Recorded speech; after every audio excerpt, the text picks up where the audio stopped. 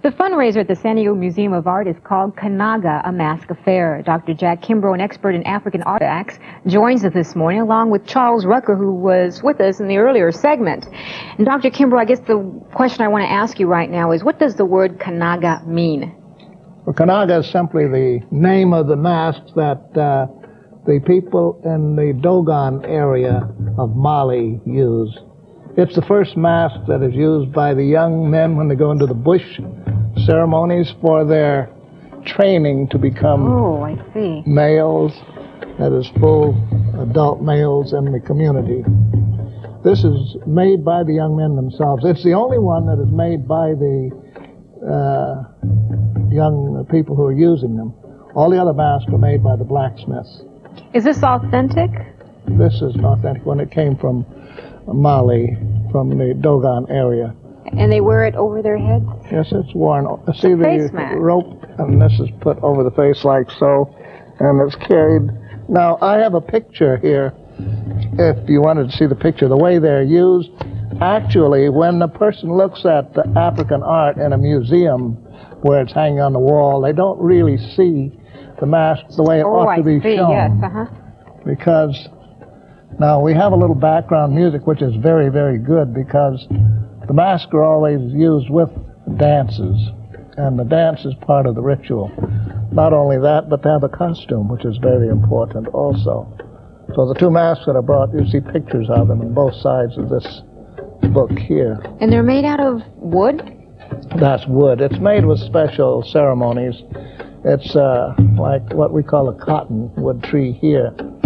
It's related to what they call a bombax tree in Africa. In this area, they have a special ceremony where the blacksmith will go out and they'll select a special tree. This tree will be selected because it has a large enough branch that will accommodate the size of the mask that he sees in the wood itself. Then he goes through the special either libation ceremony, or he'll dig a little hole at the foot of the tree, plant a little cowrie shell in it. The cowrie has always been used as a very special article of value in West Africa. It comes from the Indian Ocean, which is over 3,000 miles away. Now, you brought another mask with you, did you not? Well, I brought two. I brought a figure from East Africa. Okay, one of the reasons that we have the Kanaga here is to emphasize the importance of African art, because as of today, technology has gotten such a start in Africa, since there are very few colonial powers there. The people are not using any of their old forms. Their mythology itself is changing. These two areas, the Dogon area of Mali, because it's a very difficult area to get to, it's south of the Niger River near Timbuktu, and they have high sandstone cliffs which are several hundred feet in height, and people live there in a very inhospitable area. So that since they had nothing that anybody else really wanted, they were relatively safe, so that their art has existed up until the present time. Tourists are coming in now. This figurine that you brought, can you describe it? This is a Makonde piece from East Africa. It's a beautiful piece of abstract carving. I brought this to show that the same condition exists in one area of East Africa. The Makonde people live in an area that is almost very much like the Dogon area, because it's sandy, a lot of cactus and thorn.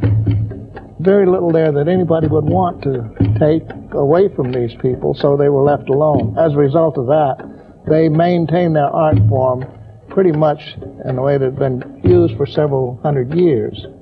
The Dogon people came into their area in Mali about over 700 years ago, about the beginning of the 12th and 13th centuries. They've been there ever since. You brought something else with you, too. Another large mask. This is worn in the same way. That's another mask? Yes.